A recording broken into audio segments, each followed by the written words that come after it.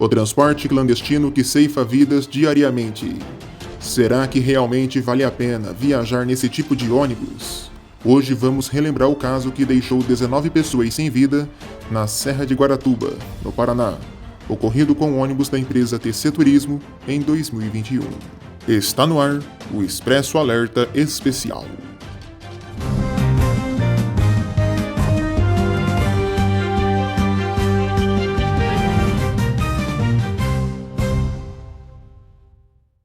Um acidente que certamente marcou a história das rodovias no Paraná.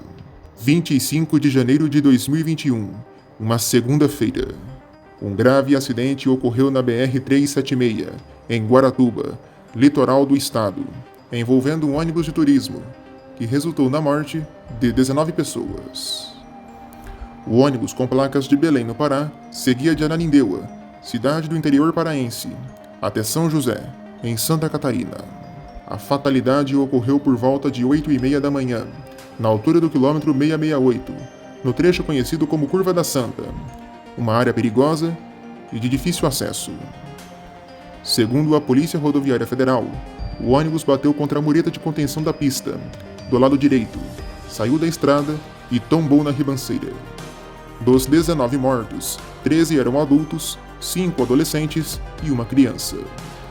Além das vítimas fatais, 31 pessoas ficaram feridas, sendo 7 em estado grave e 6 com ferimentos moderados. As equipes de resgate, composta por ambulâncias e helicópteros do Paraná e de Santa Catarina, transportaram os feridos para hospitais de Curitiba, Garuva e Joinville, enquanto as vítimas com ferimentos leves foram levadas somente para Garuva. O acidente provocou um grande bloqueio na rodovia, com a pista ficando totalmente fechada para o atendimento das vítimas. No dia do acidente, o congestionamento alcançava 22 quilômetros.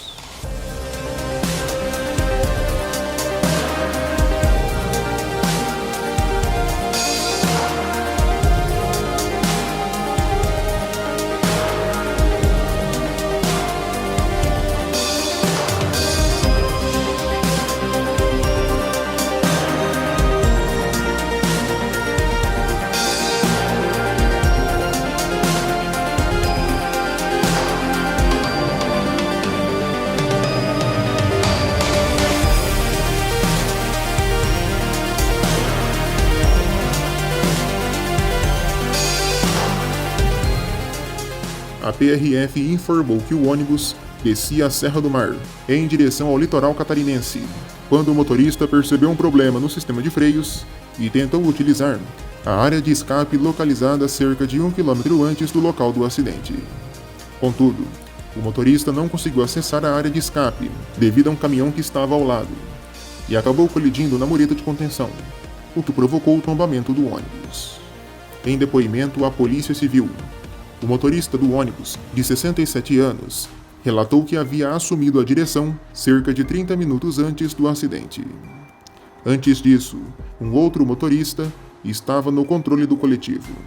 Devido à distância, eram necessários 2 motoristas para executar o serviço.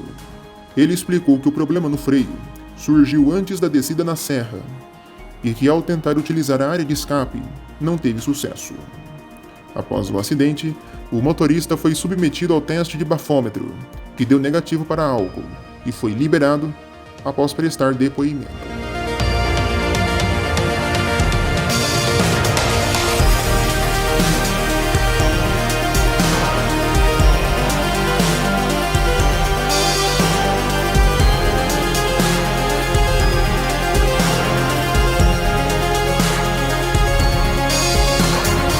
A Polícia Civil, na época, instaurou um inquérito para investigar as causas do acidente, que poderia ter sido provocada por falha mecânica ou por erro humano.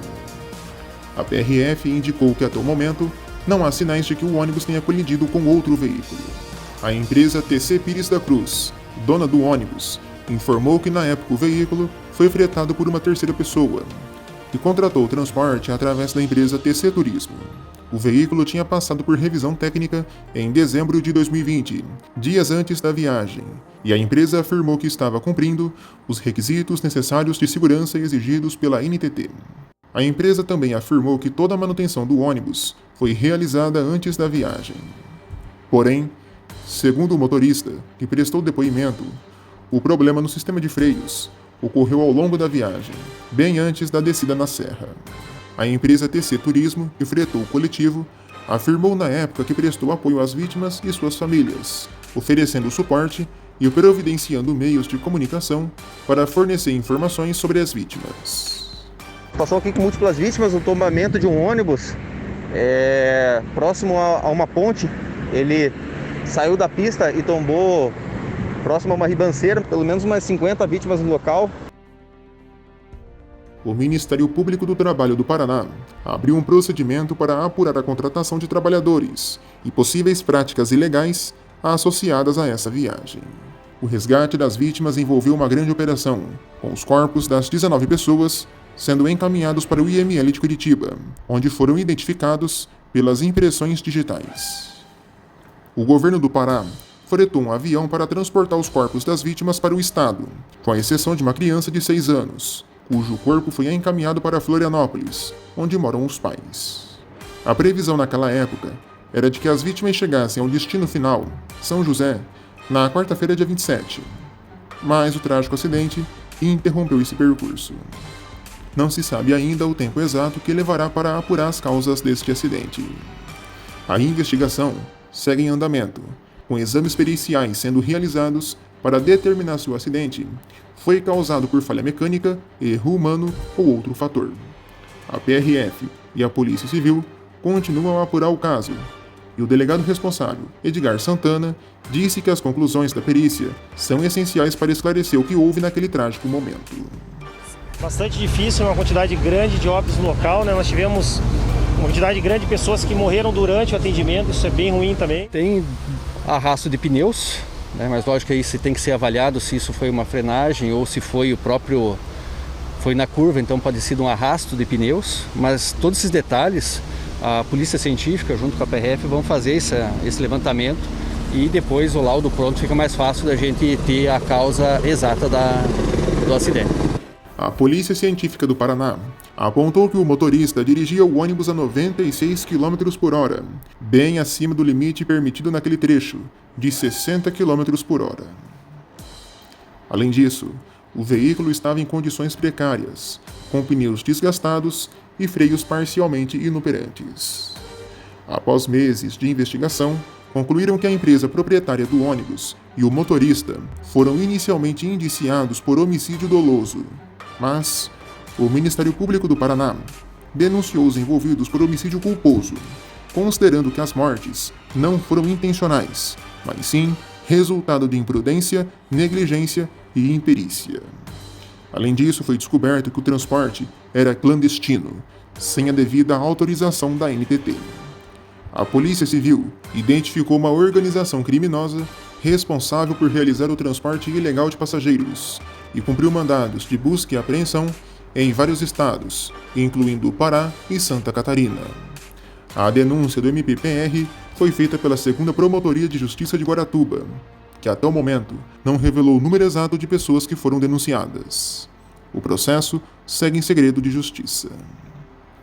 Falando em justiça, a justiça precisa ser feita para pessoas que estão sofrendo, passados esses 3, 4 anos, da morte daqueles familiares.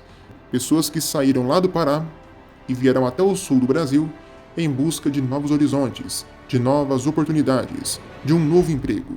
Pessoas que traziam na bagagem a esperança de dias melhores, ainda mais num momento tão crítico de pandemia que o nosso país vivia. Infelizmente, fica a dor das vítimas, mas é necessário que uma indenização seja paga a todas aquelas pessoas que infelizmente sofrem e estão sofrendo com a morte de entes queridos. E outra, esse recado nunca é demais. Sempre que você for viajar, antes de sair de casa, verifique se a empresa que você está viajando é realmente uma empresa regular no sistema da NTT. Não caia no conto de que o transporte clandestino é mais seguro, é mais barato e é mais eficiente. Talvez os 100, 200 reais que você economiza naquele tipo de transporte, lá na frente, ele possa custar a sua vida. Tome sempre muito cuidado com o transporte clandestino. não é brincadeira. Encerra aqui o nosso Expresso Alerta especial. Obrigado a todos pela companhia e pela audiência. Curta, comente e compartilhe nossos vídeos. Até a próxima, a gente se vê. Tchau, tchau.